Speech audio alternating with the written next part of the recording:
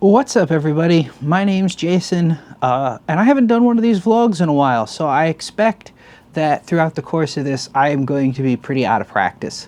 I feel out of practice. I feel like a disaster actually setting this up, practically tripping over my own 2 feet to get it going. So, what do I want to talk about today? Well, hey, we've got good news on the EOS R front. Canon Rumors is reporting that the EOS R will will be announced on July 9th and will start shipping in September, which, woohoo, I am stoked about that. Obviously, I want an EOS R. I think it's going to be a phenomenal camera, and I think it's going to be a really solid upgrade from my 5D Mark IVs. So, you know, like I said, really excited about that. As I've said in previous videos, don't care so much about 8K video, but you know, that will be an interesting feature to you know, play with and have, you know, especially considering that 8K video is basically a 32 megapixel still, you know, each frame, and that's enough to make a heck of a print from. So stoked about that, but that's not what I want to talk about today. What I want to talk about today is actually 3 lenses. 3 lenses that are going to be announced in simultaneously with the EOS R, and those are the RF 100 to 500 f4.5 to 7.1 L IS USM, the RF 600mm f11 DO IS STM, and the RF 800mm f11 DO IS STM. And I didn't think I was going to be so excited, or not, excited is maybe not the right word, quite as interested or excited. I guess I'm going to keep saying excited because that really kind of seems to be like the word to use about these lenses. I know in like reading around online, Canon Rumors, there has been some questions about what an F4L, an F11, or questions about the utility of an F11 lens and whether or not the you know, that is very useful to many people, and I think personally it's probably a pretty good decision, or a pretty good thing to release, and it's maybe for a little bit different reasons than people might be expecting. As I stumble here for a second, because I did not prepare for this as well as I should have. I should have looked this up to see if it was still in Canon's product line. EFM,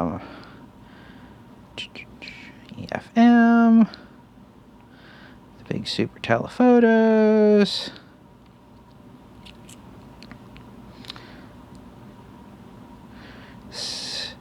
Okay, it is still there, and it is a little more expensive than I remember it being. Anyway, so the 2 lenses. So why do I think this is a good idea? Well, you know, why? Well, you know, Canon isn't in a position where they absolutely have to dump a 600 f4 and an 800 5.6 out for their RF platform. They have really good EF lenses, and I know there's a lot of people who have whined about, well, but you need a mount adapter, but the reality is they're all made by Canon. The autofocus performance is top-notch. The EOS R cameras all speak the EF protocol natively, so there's no interoperation potential issues thing going on. There's no translation potential issues thing going on. You know, like when you put an EF lens on a mount adapter on, say, a Sony camera, a Sony Alpha, that mount adapter has to speak Sony autofocus to the Sony side and Canon autofocus to the Canon side, and understand everything about the autofocus systems, translate that, send the command to the lens, translate back whatever has to be back driven to the Sony camera, and you know, basically it works, but you have increased latency because of the translation. I mean, that can be done fast, but it's not doing it all is faster than doing it, you know, and you can run into errors where, because protocols are reverse engineered and this is a translation is being done in general, you know, sometimes stuff just doesn't work right. You know, it's not, you know, I haven't heard a lot of issues about with it, but it's a possibility. That's not a possibility with Canon's mount adapters because the camera's not, the mount adapter isn't doing anything. It's not talking EF to the lens. It's talking RF to the or EF to the camera, and you know, through the lens, it's etc. So performance should be, you know, on par. Using autofocus performance is on par, or absolutely should be on par within the limits of the cameras and the processors and so forth. DSLR to mirrorless. So that's not really a factor to me.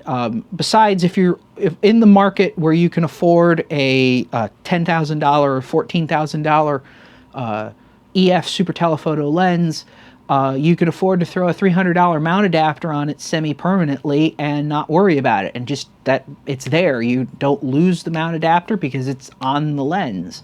And to just put some perspective on this, I'm comfortable enough with the whole mount adapter situation that right now the only RF lens that I'm really planning on buying in the foreseeable future is the 100 to 500. Everything else that I'm going to run on the R5 when I get it is going to be mount adapted EF glass. Not so much because of compatibility, but just because of costs. I'd love to have the new 24 to 70. I'd love to have the 15 to 35. I'd love to have the 70 to 200. I'd love to have, you know, all of these lenses, like, you know, it's, and 3 cameras and, you know, all of this stuff. But man, that stuff's expensive. And, you know, if I can use, I've already got good glass. If I can use that glass on the R5 and get, you know, we're going to expect more than satisfactory results because you can already use it on a 5DS at 50 megapixels. So the 45 megapixels is not going to be like beyond the limits of the glass that I have, at least. You know, it saves me money, and I'm confident enough that the mount adapter and so forth is going to work just fine, you know, for what that kind of thing. So I'm not tremendously concerned, and I don't see a tremendous amount of problems with mount adapting, you know, a big telephoto lens to have a big telephoto lens. But getting back to the 600 and 800, why I think they're good moves. Primarily because they put Canon in a place that none of its competitors are in right now. Sony doesn't have a counterpart. Nikon doesn't have a counterpart. I don't think Olympus or Panasonic really have counterparts. These are the super big wildlife lenses and sport, well, less sports, but super big wildlife lenses, and they shouldn't be tremendously expensive. I don't expect them to be like $500, but they're not L lenses. At least that's not the way they look to me. They don't even look like comparable to the 400 f4 DO, which is basically an L lens, but it's not an L lens because Canon doesn't mix L and DO monikers. But there's a number of features and functions in the lenses, or the way the lenses are being designed or are marketed. In the alphabet soup, that's their name. There's a number of features that make me think that it's not exactly going to be a hugely expensive lens. I'm expecting these lenses to probably come in between $1,000 and $2,000. My basis for that is actually pretty simple. So, first of all, Canon already makes a small, affordable DO lens. It's a 70 to 300. It's $1,500. And building a zoom is a little more complicated than building a prime, so I could see why that would be a little bit more expensive. It's an older design. It, you know, doesn't have the advantages of being designed with modern manufacturing or whatnot capabilities. And so, you know, that's, you know, part of it. The second part is these aren't going to be tremendously huge lenses. They should have 77 millimeter front filters at worst. They could actually possibly be done with 72 millimeter front filters, but I'm guessing that they're probably going to be 77s just because you need some room for the ring and so forth. And I mean, that's all you need to support the aperture of f11 with these lenses. So they should be pretty small, pretty compact. With the DO, they're going to be pretty short, you know, as a whole lenses. And by being small, that f11 aperture gets the DO, the arguably the most expensive or easily the most expensive part of the lens, which is the diffractive optic element, that has to be manufactured to extremely high tolerances to function well. With these smaller aperture, with the small max aperture f11, that lens isn't going to be that big, and if it's not that big, it's not going to be as expensive to manufacture as if you had to make, if Canon had to make a much larger one, or much larger diffractive lens for the for this lens. And then the big kicker to me is that they're STM lenses, and STM is not a pro-level autofocus system. It's just not. I've used STM in all the EOS M lenses that I have, which is, a good chunk of them. The 50 millimeter f1.8 STM and the 40 millimeter f2.8 STM. I've got some experience with STM lenses. They're not bad. They do work fairly well, but they're not ring USM or nano USM. They just don't have that sort of match the performance. And I don't see Canon putting STM lenses in, or trying to market an STM lens as a super high end professional product. So because of that, I don't, because of the aperture, the small size, the slow aperture, and the STM, I see these as probably being targeted at the consumer end of things. Like, as an example, Canon has the 400 f5.6L on the EF platform, which was very much targeted as being a consumer lens. It's not a professional. I mean, it's a L lens, but at its price point and at its feature set with the f5.6 aperture, it's not, or wasn't, like the pinnacle of professional lens achievement or purchasing. And so I'm actually quite interested in these two lenses, because if they are fairly inexpensive, it does give, for example, me a reasonable gateway into a 600 or 800 that is not also a massive monster of a lens. So 2 years ago when I was in Yellowstone, I had a rented 600 f4. It was a phenomenal lens, but it was a bear and a half to shoot with. It's huge, it's heavy, it's the image quality is phenomenal, but there's so many times where I found myself just struggling to manage it, on a monopod or a tripod, or trying to move and reposition as something, in this environment or the scene or the subject changed and I needed to move. And these are much smaller, lighter lenses, or will be much smaller, lighter lenses. And that offers the sort of opportunity to, have an f11 or have a f800 or 600 and shoot with them. Now, there are a couple of problems with these two lenses, at least that I see. The first is diffraction, and I'm not talking about the diffractive element, but diffraction, the property of light that causes it to soften, or causes images to get be softened in, as you stop the aperture down. As the aperture gets smaller, it becomes more of a problem. And f11 is really pushing it.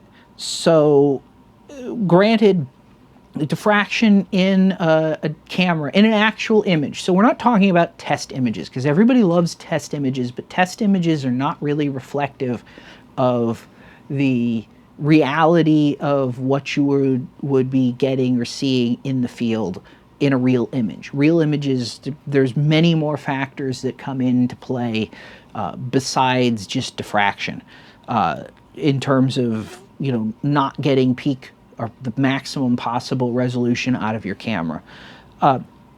So the problem, in a sense, is that at f11, pretty much all modern cameras are already diffraction limited. A 20 megapixel sensor full frame, we're talking full frame because we're talking EOS R, the platform is currently full frame only. A 20 megapixel EOS R P or R6, when that gets released, is diffraction limited at f10. So at f11, you're right on the cusp with the lens wide open. A 30 megapixel sensor like the EOS R or what's in my 5D Mark IVs is diffraction limited between f8 and f9. So at f11, you're already a stop into diffraction softening. Now, that's not a horrible position to be in, so to speak, because in general, you won't see, or at least I've never seen, a real noticeable effect in images going as past stop past the diffraction limited aperture, but it's going to start ramping up. And then the killer in some respects is that the 45 megapixel sensor in the EOS R5 is diffraction limited between f6.3 and 7.1, so f11 is more than a stop out on that, and you're already kind of struggling. Well, not struggling, because you still should be able to get good images, but you're definitely not gonna, want to stop the lens down an awful lot. Now, the problem with that comes back to, in part, how well Canon builds the lenses. Now, primes can be built better than a zoom for the same cost. There's less glass. They can be built, just to a higher standard or higher tolerances. And because there's less materials and less glass, less lens elements involved, it's not going to be, you can sort of match costs, or it's not going to cost as much for a prime as a zoom of equal optical quality. The trick is that the lens is probably going to have to be built to be maximally sharp at its maximum aperture, so f11, because there is no room to stop the lens down to improve sharpness. And the same kind of goes for 100 to 500. It's kind of have to, and this is increasingly becoming a problem across the board. Lenses now have to be built to a higher quality and a higher standard at even max aperture than they did even 10 years ago. The cameras are, and you could sort of work around this to an extent. Like, there is the ability to use software to correct diffraction softness. If you know the profile of how the diffraction behaves on the lens, then you can sort of reverse that out with essentially it's sharpening, but it's a very focused and mathematically specific sharpening. And I did some tests back when Canon announced this in Digital Photo Professional several years ago, and I found that Digital Photo Professional did a tremendously good job of correcting diffraction out of images. The problem is if you're not using Canon software. I use Lightroom as my primary environment for doing images because it just does everything I want and need, and I don't have to, switch between programs and convert to TIFFs and then take things into Photoshop to make minor adjustments or deal with like slow, wonky, whatever. It works for me. I don't really want to change from that. I'm not tremendously interested in starting to use DPP or Canon software just because it's the one that has diffraction correction. I'd really like to see diffraction correction in Lightroom. Obviously, you can do a little with sharpening and detail and so forth, but like actual modeled, profiled, mathematically done diffraction correction. That's one aspect. And of course, the lenses can always be built to sort of higher standards. They can be built to be sharper, wide open. And the smaller the aperture in some respects actually makes this a little bit easier.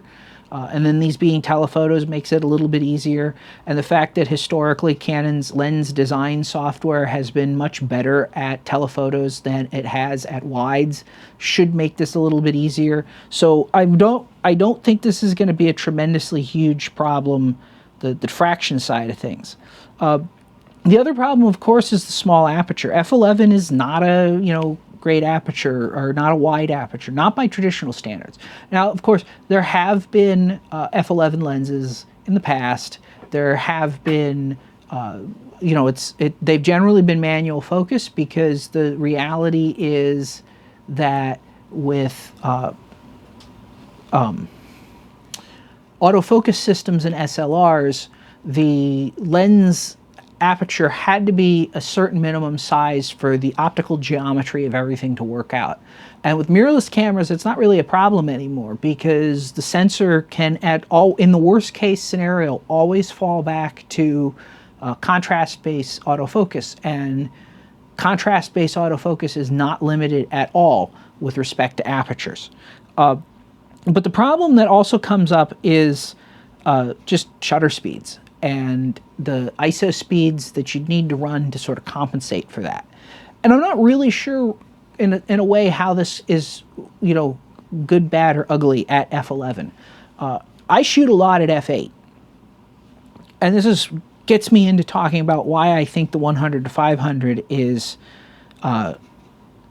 how I'm looking at the 100 to 500, not so much, you know, the lens in general, but I shoot with a 100 to 400, which is an f4.5 to 5.6 lens, and generally I end up putting a 1.4x teleconverter on it.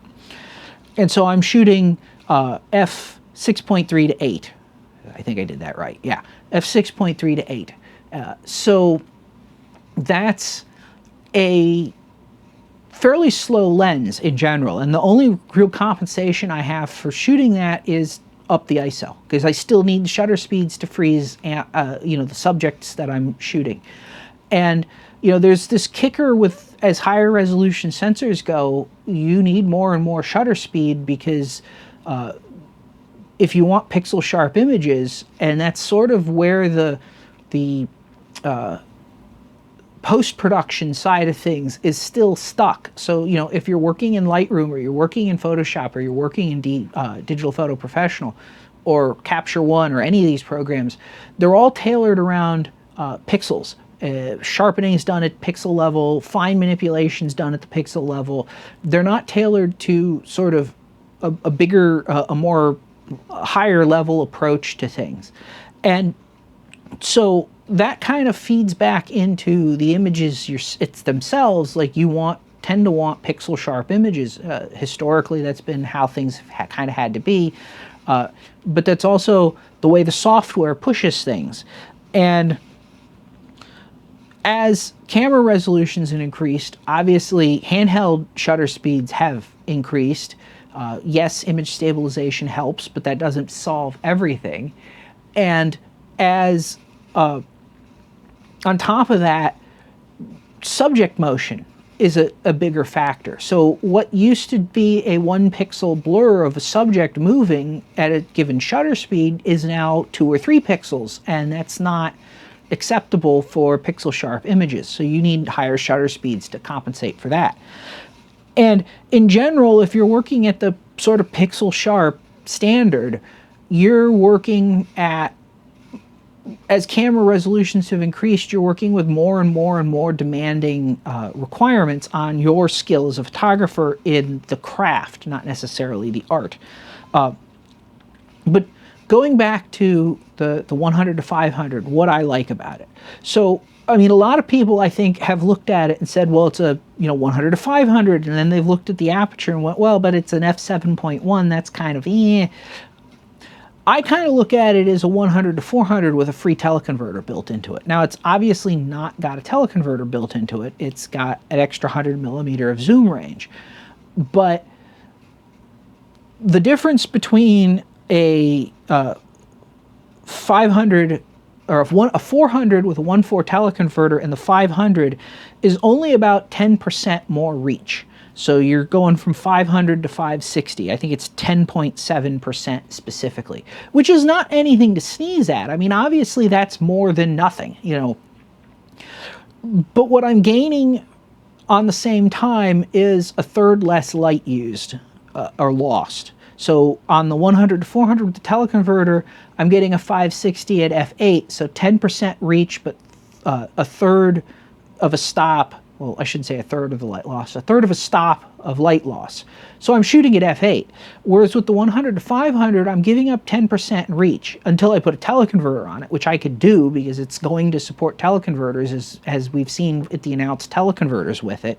But I don't need that teleconverter as often because in many cases, at least in my experience, I was putting the teleconverter on because I really kind of needed a 480, 500, 520, and I'd end up shooting with the teleconverter. And of course, the problem with a teleconverter that's not built in, like not the one in the 200 to 400, is that you have to mess with it. Like if you need to go wider, you have to take the lens off and take the teleconverter off and put everything back together, and that's a real mess, like if it's raining and you don't want to get water in your camera or lens.